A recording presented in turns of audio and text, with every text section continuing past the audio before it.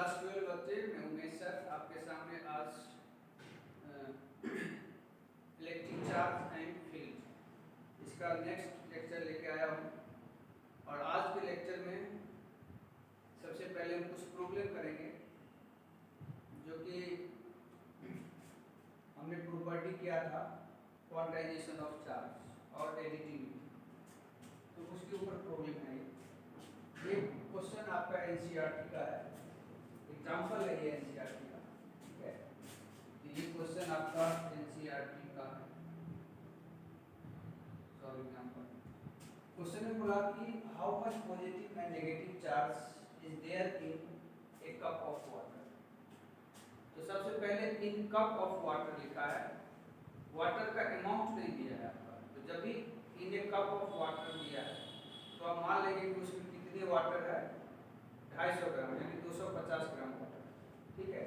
तो जब भी इन ए कप ऑफ वाटर रहेगा तो आप मान सकते हो कि कितने वाटर है, ठीक है, 250 ग्राम वाटर, ठीक है।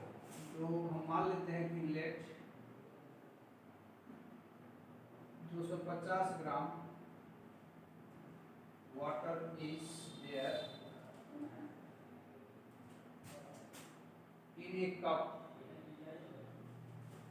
of water, ठीक है।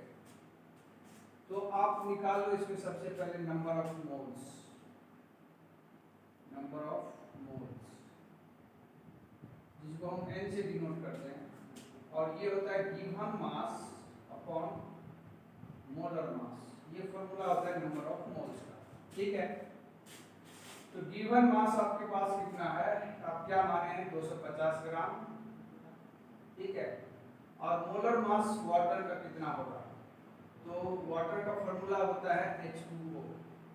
2 हाइड्रोजन का हो गया 2 और ऑक्सीजन का हो जाएगा आपका 16, तो 18 हो जाएगा आपका इसका मोलर मास, ठीक है। अब इसको आप कट कर सकते हैं, 2 से कट करेंगे तो 9 होगा और ये 125, तो इतने नंबर ऑफ मोल्स आ जाएंगे हमारे, ठीक है।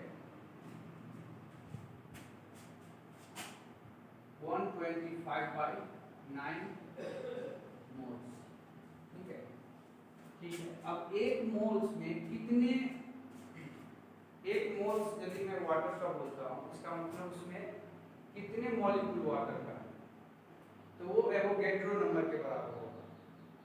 जैसे आप जानते हैं कि एक डजन का मतलब 12 होता है, वैसे एक मोल का मतलब होता है एवोगैड्रो नंबर, ठीक है, उतने के बराबर होगा।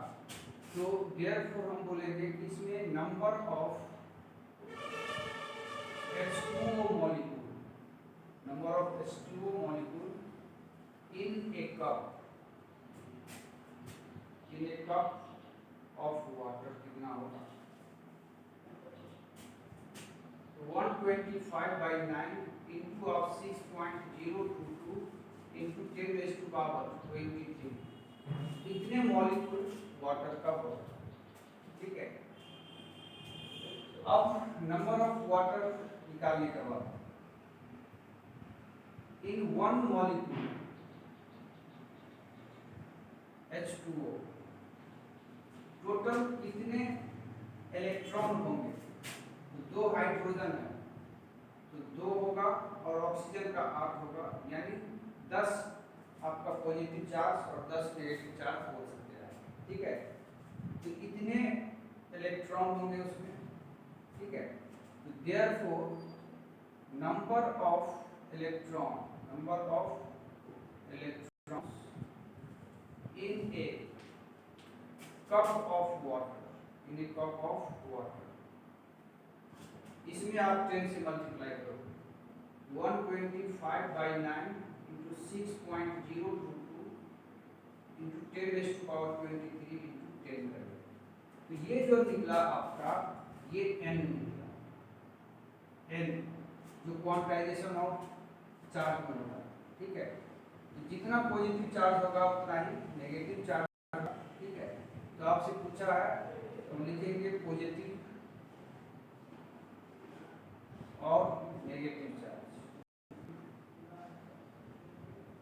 नेगेटिव चार्ज, ठीक है।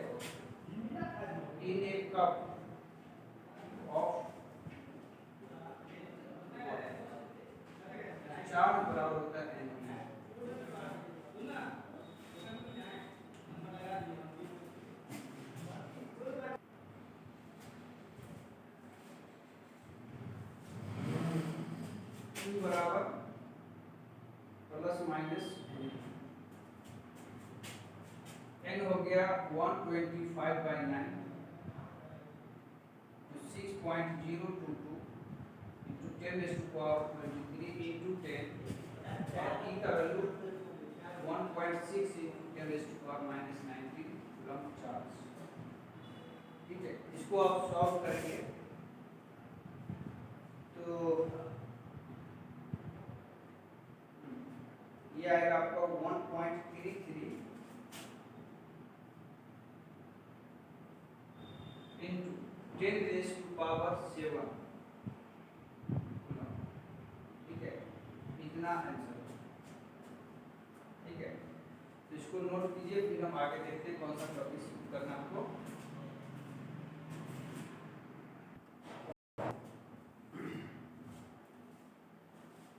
हाँ बच्चों, तो हमने दो प्रॉपर्टी पढ़ लिया, एडिटिविटी ऑफ चार्ज और दूसरा property conservation of quantization of charge. ये दो प्रॉपर्टी हमने पीछे कर चुके हैं और आज जो है तीसरा प्रॉपर्टी कंजर्वेशन ऑफ चार्ज में करना है, कंजर्वेशन ऑफ चार्ज। ठीक है, तो कंजर्वेशन ऑफ चार्ज क्या कहता है कि कोई सिस्टम है जिससे कोई मटेरियल नहीं तो आप बाहर किए हैं, न तो कोई दूसरा मटेरियल उसमें ऐड किए हैं। ठीक है, यदि आप ऐसा नहीं किए हैं तो वो जो सिस्टम है उसका टोटल चार्ज कांस्टेंट रहेगा, रिमेन कांस्टेंट रहेगा, वो चेंज नहीं होगा जब तक कि कोई एडिशनल मटेरियल उसमें या तो ऐड करेंगे या तो हम एक्सट्रैक्ट करेंगे। तो इसलिए बोला गया है, इसका पहला लॉ ये बोला है कि for an isolated system total charge of an isolated system remains constant. एक आइसोलेटेड सिस्टम है तो दूसरे सिस्टम से एकदम आइसोलेटेड है, उसका कोई असर नहीं है उसके ऊपर, तो उसका टोटल चार्ज क्या होगा, रिमेन कांस्टेंट होगा। उसके अंदर में आपस में चार्ज का इंटरचेंज हो सकता है, लेकिन होल सिस्टम का चार्ज आपका रिमेन्स कांस्टेंट रहेगा, उसको हम समझेंगे। ठीक है, दूसरा ये कहता है कि आप इलेक्ट्रिक चार्ज को क्रिएट नहीं कर सकते, पैदा नहीं कर सकते, ना ही उसको हम खत्म कर सकते। ठीक है, चार्ज को हम सिर्फ एक बॉडी से दूसरी बॉडी पे ट्रांसफर कर सकते हैं। तो so charge not be created nor be destroyed. ठीक है, they can only transfer from one body to another body. तो कंजर्वेशन ऑफ चार्ज का यही दो बात है कि एक आइसोलेटेड सिस्टम का चार्ज रिमेन कांस्टेंट होगा, दूसरी कि चार्ज आप पैदा नहीं कर सकते, खत्म नहीं कर सकते, इसको सिर्फ हम एक बॉडी से दूसरी बॉडी पे ट्रांसफर कर सकते। ये दो लॉ है इसके साथ। ठीक है, और इसमें इनफैक्ट ये बोला गया है कि ये जो लॉ है बड़े स्तर पे, बड़े बॉडी के लिए और छोटे बॉडी के लिए, दोनों के लिए ये लॉ वैलिड है। ठीक है, तो law of conservation of charge obey both in large scale and microscopic process. In fact बोला गया है ये जो हमारा यूनिवर्स है इसका टोटल चार्ज क्या है, टोटल चार्ज रिमेन्स कांस्टेंट है पूरे यूनिवर्स का। ठीक है, उसके जो अंदर जितने भी सब सिस्टम है उसमें आपस में चार्ज का एक्सचेंज होता, लेकिन पूरे यूनिवर्स का चार्ज क्या है आपका कांस्टेंट है, वो कभी चेंज नहीं होता, वही बोला गया। ठीक है, अब एक कंजर्वेशन ऑफ चार्ज के कुछ एग्जांपल है, क्योंकि हम पहला एग्जांपल आपको बता रहे हैं, इसके आगे भी एग्जांपल बताएंगे। फर्स्ट एग्जांपल आपको ये बोला गया है कि जब आप एक ग्लास रॉड को एक सिल्क क्लॉथ के साथ आप रबिंग करेंगे, रगड़ेंगे उसको। ठीक है, तो ग्लास रॉड पे जितना पॉजिटिव चार्ज आएगा उतना ही नेगेटिव चार्ज आएगा। तो रगड़ने से पहले ग्लास रॉड और क्लॉथ का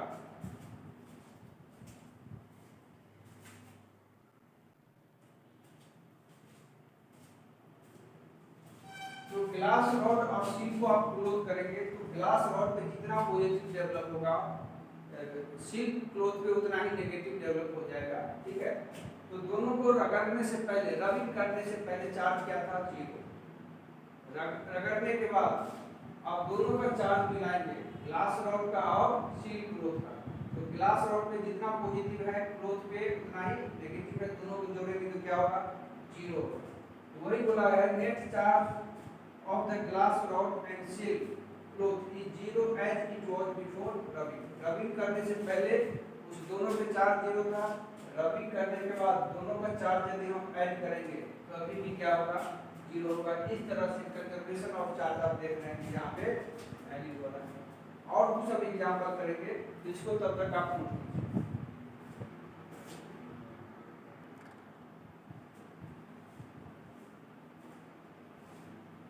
हाँ बच्चों, एग्जांपल है आपके पास ए rocket, a rock salt ionizes in aqueous solution as follows। aqueous का मतलब होता है पानी। पानी में जब आप नमक को मिलाएंगे तो ये आयन में टूट जाता है, Na प्लस में और Cl माइनस। तो पानी में मिलाने से पहले इसके NaCl के ऊपर नेट चार्ज क्या था, जीरो। और पानी में मिलाने के बाद जब आयोनाइज हो गया तब भी आप देखो Na पे एक प्लस है और Cl पे एक माइनस, दोनों को ऐड करेंगे चार्ज क्या हो जाएगा, जीरो। तो देयरफॉर टोटल चार्ज क्या है आपको जीरो, जैसा कि पहले था आयोनाइजेशन होने से पहले। तो यहाँ भी हम देख रहे हैं कि कंजर्वेशन ऑफ चार्ज को फॉलो कर रहा है, ठीक है। ये एग्जांपल देखिए, जब आप यूरेनियम को न्यूट्रॉन के साथ बम्बार्डिंग करते हो तो यूरेनियम टूटता है, ठीक है। ये जो टूटता है उसी को हम बोलते हैं फ्यूजन, ठीक है।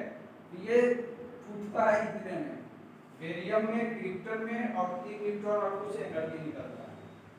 तो बेरियम का एटॉमिक नंबर 56, क्रिप्टन का 36, न्यूट्रॉन के पास कोई चार्ज नहीं, ठीक है। तो देखिए रिएक्शन होने से पहले, बम्बार्डिंग से पहले आपका कितना टोटल चार्ज है, 92 प्लस 0, 92 हो गया। और जब फ्यूजन हो गया तब टोटल चार्ज कितना है, जो एटॉमिक नंबर है वही चार्ज है, ये आप समझिए।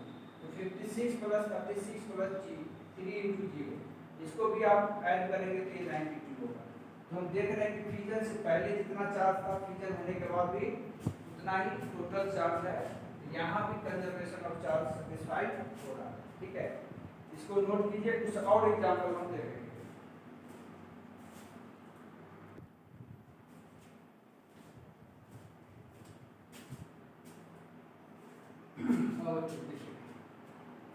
फोर्थ आपका एग्जांपल है कंजर्वेशन ऑफ चार्ज का, कि एक electric charge is conserved due to the phenomena of pair production in the gamma ray photon materialize into electron and positron. जब गामा रे टूटता है तो एक इलेक्ट्रॉन और एक पॉजिट्रॉन में टूटता है, ठीक है। तो गामा रे से चार्ज क्या होता है, जीरो।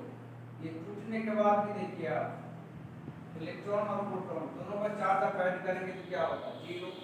तो before breaking of gamma ray zero charge था, ब्रेकिंग होने के बाद भी चार्ज क्या है, जीरो। तो यहाँ भी कंजर्वेशन ऑफ चार्ज को सेटिस्फाइड हो रहा है। इसी का उल्टा है इन एनिहिलेशन ऑफ मैटर। इसमें क्या होता है, इलेक्ट्रॉन और पॉजिट्रॉन कंबाइन होकर के गामा रे बनता है।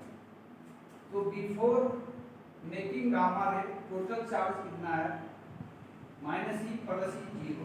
गामा रे बनने के बाद गामा रे में तो चार्ज होता ही है, जीरो। तो यहाँ भी जब एक इलेक्ट्रॉन एक पॉजिट्रॉन जब ऐड होगा, कंबाइन करेगा तो गामा रे बनाएगा। तो गामा रे बनाने से पहले भी नेट चार्ज जीरो है और गामा रे बनाने के बाद भी नेट चार्ज क्या है, जीरो। तो ये बच्चों कुछ एग्जांपल था कंजर्वेशन ऑफ चार्ज। इस टाइप से हमने तीनों प्रॉपर्टी चार्ज का देखा, ठीक है। इसको आप नोट कीजिए। फिर हम आगे बात करने वाले हैं इलेक्ट्रिक चार्ज और मास में क्या डिफरेंस है। मास में ग्रेविटेशनल लॉ लगता है और चार्ज के बीच में जो फोर्स होता है वो कूलम्ब से दिया था, उसको कूलम्ब फोर्स लगता है। यदि हम ये डिफरेंस भी समझ लें कि मास और चार्ज में क्या अंतर है तो आगे हमें बहुत सारी चीजें माइंड में क्लियर है। तो जल्दी से इसको नोट कीजिए, ठीक है।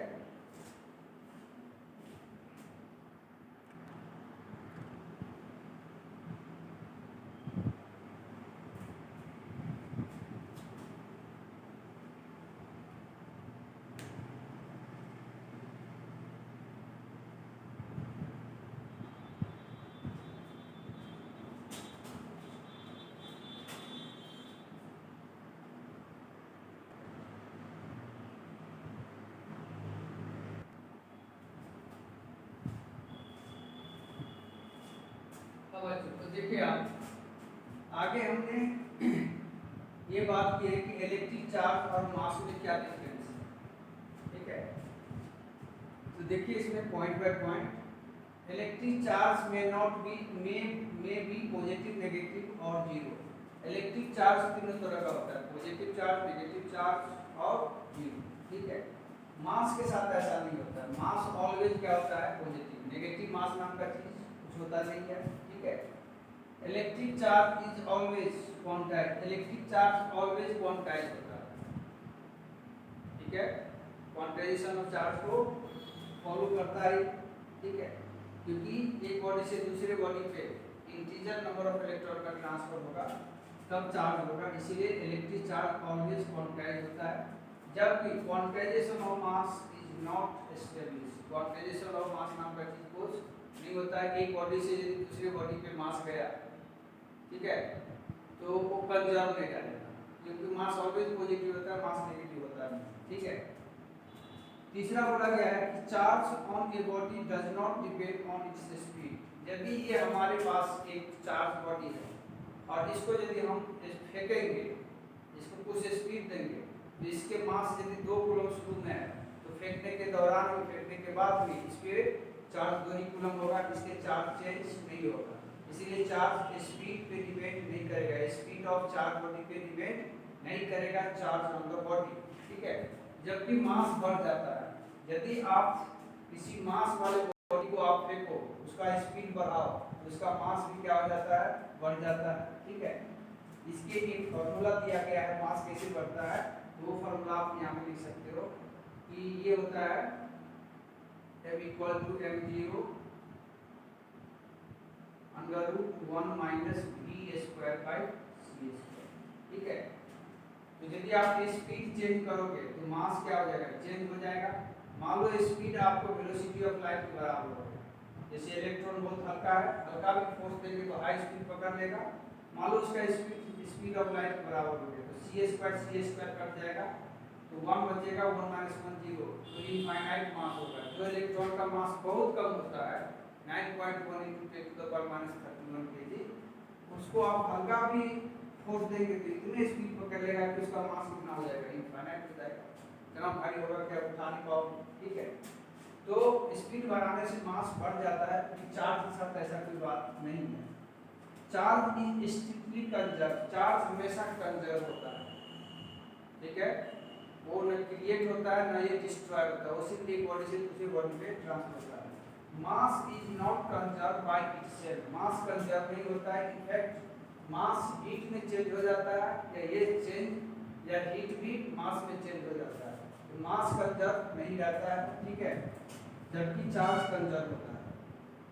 पांचवा पॉइंट देखना है, electrostatic force between two charge में बी अट्रैक्टिव और नेगेटिव। दो चार्ज के बीच में फोर्स अट्रैक्टिव भी हो सकता है और रिपल्सिव भी हो सकता है। लाइक चार्जेज है प्लस प्लस या माइनस माइनस तो रिपल्सिव होगा, अनलाइक चार्जेज है 1 प्लस 1 माइनस तो फोर्स अट्रैक्टिव होगा। जबकि दो मास के बीच में ऑलवेज फोर्स क्या होगा, आपका अट्रैक्टिव, ठीक है। तो दो मास के बीच में जो फोर्स लगता है उसको हम बोलते हैं ग्रेविटेशनल फोर्स, और ये ऑलवेज क्या होता है, अट्रैक्टिव नेचर का, ठीक है। 6 पॉइंट आप देखिए, electrostatic force between two different charge में कैंसल आउट। जो इलेक्ट्रिक फोर्स दो या 3 या 3 से ज्यादा चार्ज का सिस्टम है, ठीक है, तो एक इलेक्ट्रिक फोर्स दूसरे इलेक्ट्रिक फोर्स को कैंसिल आउट कर सकता है, लेकिन ग्रेविटेशनल फोर्स के साथ ऐसा नहीं होता, इसका फोर्स हमेशा ऐड ही होता है। तो gravitational force between different body never cancel out, जबकि चार्ज के साथ दो डिफरेंट चार्ज के बीच में लगने वाला फोर्स कैंसिल आउट हो सकता है। इसके बाद क्या बोला है कि जो बॉडी चार्ज है उसके पास नेसेसरी है कि मास भी होगा, ठीक है, लेकिन जिस बॉडी के पास मास है उसके पास चार्ज नहीं भी हो सकता है, ठीक है, हो भी सकता है नहीं भी हो सकता, लेकिन मास वाले बॉडी के पास चार्ज नहीं भी हो सकता है, लेकिन चार्ज वाले बॉडी के पास मास कंपलसरी है कि होगा। तो ये एक बेसिक डिफरेंस है इलेक्ट्रिक चार्ज और मास के बारे में, जिसके बारे में आपको क्लियर कट सारे पॉइंट कवर किया है, ठीक है। तो देख लीजिए इसको आप, ठीक है। एक चीज और है जिसमें हम बात कर लेंगे, ठीक है, वो यहाँ पे हालांकि हम लिख दिए हैं, ठीक है, तो अलग से इस पे बात कर लेते हैं इसमें, ठीक है। ये तो आप यहीं पे समझ लो इसको। m होता है mass of the body when body is at rest. जब बॉडी रेस्ट में रहता है उस समय जो मास होता है ये m0 है, और इसको बोला जाता है रेस्ट मास। इसको क्या बोला जाता है? Rest mass. v है speed of the object, c है स्पीड ऑफ लाइट, ठीक है। तो ये इक्वेशन आइंस्टीन ने दिया था, और उसका ये कहना था कि किसी मास वाले बॉडी को आप यदि फेंकते हो तो उसके मास में चेंज आता है। नॉर्मल लाइफ में ये चेंज हमें महसूस नहीं होता है, क्योंकि हम जिस स्पीड से फेंकते हैं वो स्पीड ऑफ लाइट से बहुत कम होता है। जब ये स्पीड कम होगा तो ये लगभग 0 के बराबर हो जाएगा, क्योंकि स्पीड ऑफ लाइट बहुत ज़्यादा है, तो नीचे में 1 बचेगा, तो ये रेस्ट मास के जैसा हो जाएगा। तो कम स्पीड पे ये चीज़ हमें महसूस नहीं होता है, लेकिन यदि हाई स्पीड हो गई, जैसे इलेक्ट्रॉन का हल्का भी फोर्स दो तो इतना स्पीड हो जाएगा कि वो स्पीड ऑफ लाइट के बराबर हो जाएगा। उस केस में ये c² कटेगा, नीचे में 0 बन जाएगा, तो इनफाइनाइट मास हो जाएगा। तो इस इक्वेशन से आइंस्टीन ने ये बताने की कोशिश किया है कि मास स्पीड पे डिपेंड करेगा, जबकि चार्ज स्पीड पे डिपेंड नहीं करेगा, ठीक है। तो बच्चों हम आज का क्लास यहीं रोकते हैं, ठीक है। अब अगली क्लास में हम कूलम्ब्स लॉ लेके आएंगे, ठीक है। कूलम्ब्स लॉ के ऊपर हम बात करेंगे, ठीक है। तो तब तक के लिए bye, take care, have a nice day, ठीक है। तो नोट कर लिए, देख लीजिए, मैं साइड हो जाता हूँ, ठीक है।